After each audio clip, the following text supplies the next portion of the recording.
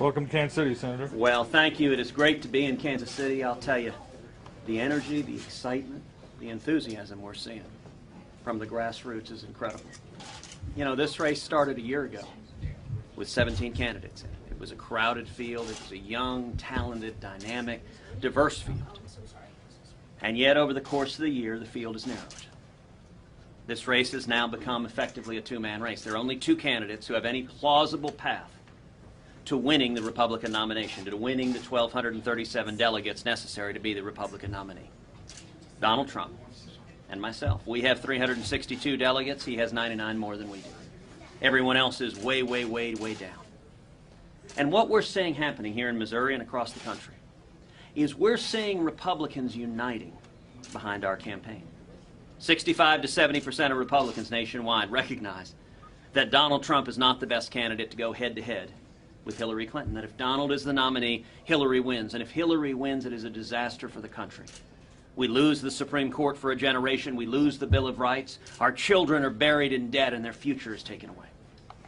And so what we are seeing is we're seeing Republicans uniting behind our campaign, because our campaign is the only one that has beaten Donald Trump over and over and over again, not once, not twice, not 3 times, but 8 different times all over this country. And we are the only campaign that can and will beat Donald Trump for the nomination, and then go forward and beat Hillary Clinton in the general and turn this country around. My top priority as president is jobs, freedom, and security. We're going to repeal every word of Obamacare. We're going to pass a simple flat tax and abolish the IRS. We're going to pull the federal government regulators off the backs of small businesses.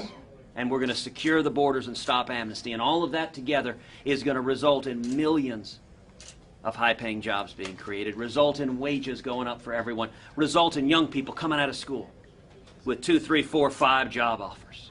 That's what this election is about, and I could not be more encouraged by the unity, by the passion we're seeing here on the ground in Missouri. Could you take a few questions? There was some suggestion today, Senator, that you and your colleagues in the race were not quick enough to criticize the rhetoric from Donald Trump, that somehow you bear some responsibility for what happened in Chicago last night. Why is that wrong?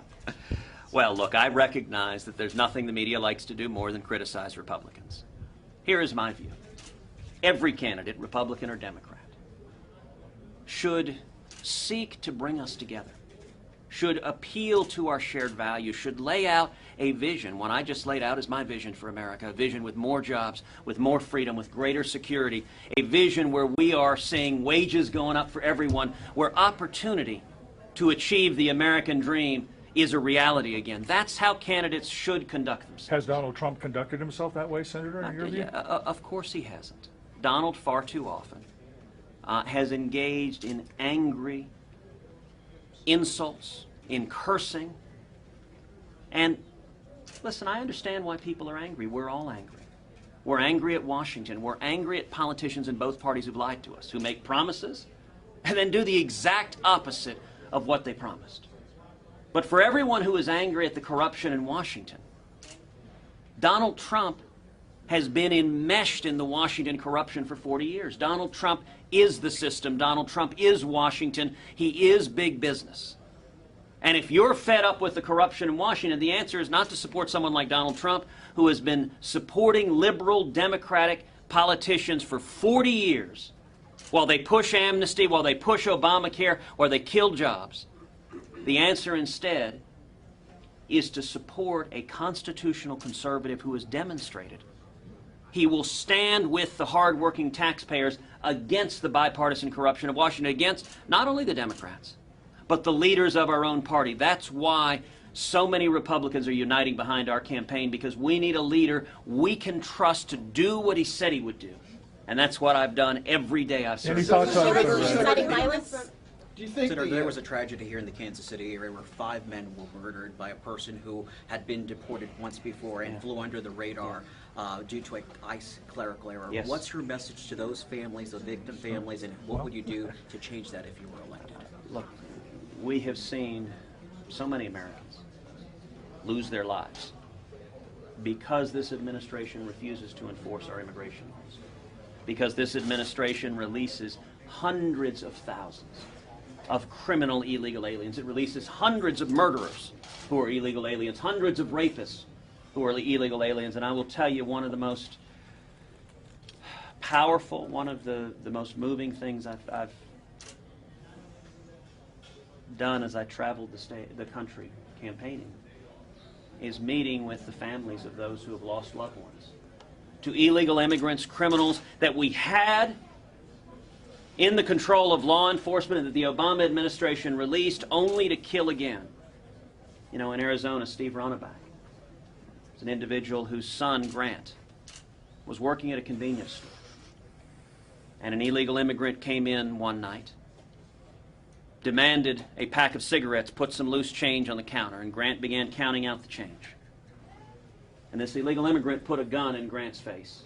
Grant immediately just grabbed the cigarettes and gave it to him. And yet he was shot dead, he was murdered by that illegal immigrant who had been arrested before, he'd been in law enforcement custody, and they'd let him go. It is wrong, it is disgraceful. You know, I've had the opportunity to visit with Kate Steinley's family. Kate Steinley, a beautiful young lady who was murdered by an illegal immigrant who had been in and out of the criminal justice system because the Obama administration and the local law enforcement would not keep this criminal off the street. It is wrong, and I'll tell you, if I am elected president, we will enforce our immigration laws, we will deport criminal illegal aliens, and we will not be releasing criminal illegal aliens into the community. And I want to say I'm so grateful for the members of law enforcement, for the police officers, for the firemen, for the first responders who risk their lives. They're risking their lives every day to protect us. And we've got a federal government whose policy it is to release criminals and to endanger their lives and ours. That is going to end in January 2017. Senator, quick question. Given what happened last night, apparently in Ohio today somebody attempted to rush Mr. Trump's stage.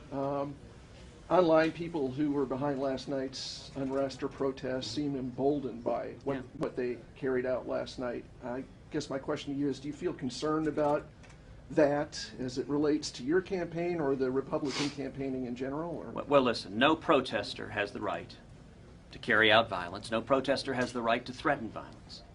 And the First Amendment protects all of our rights to speak, but it doesn't protect your right to silence others. And so we've seen protesters show up at these events that are trying to shout down the speech, that are trying to disrupt. And that's wrong. It's abusive. It's something the Black Lives Matter movement has pushed. It's something sometimes there are allegations the Bernie Sanders campaign pushes. That is wrong. Nobody has the right to silence the free speech of Americans. But at the same time, I think in any campaign, responsibility starts at the top. And the way you interact with the citizens, even those who disagree with you, I think conveys a lot about a candidate. I am running not to be the president just of Republicans. I'm running to be the president of Republicans, of Democrats, of independents, of libertarians. I'm running to be the president of all Americans.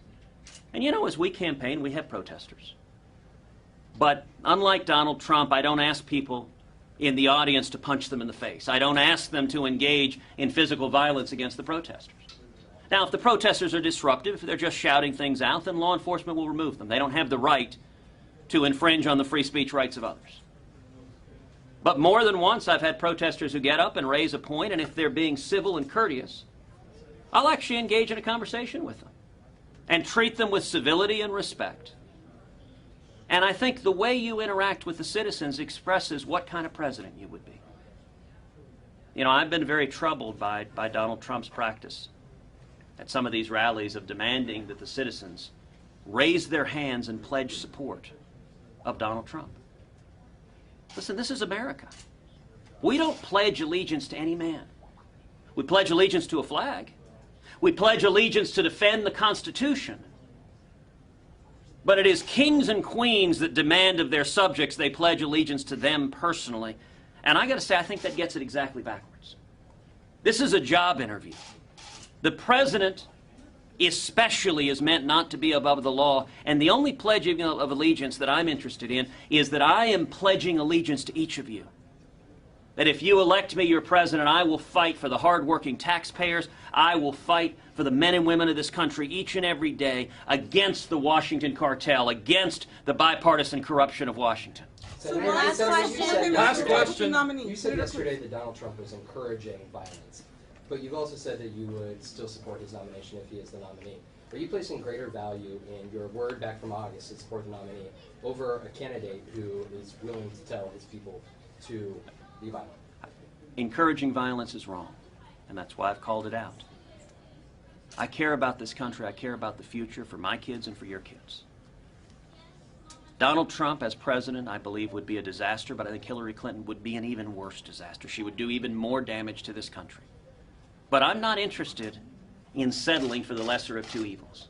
I'm not interested in settling for the lesser disaster. That is why we are campaigning 18 hours a day, around the clock, all around the country. And it is why we are seeing Republicans unite, because Republicans don't want to see Donald Trump as our nominee. They know that he loses to Hillary and does enormous damage to this country in the process. Why not run a third? We Why are- not run a third ticket then? We are going to beat Donald Trump.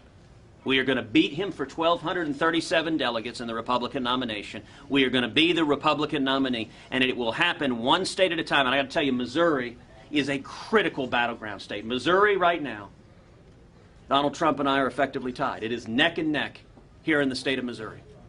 If you don't want to see Donald Trump as the nominee, if you don't want to see Hillary Clinton as the president, I ask you to join us.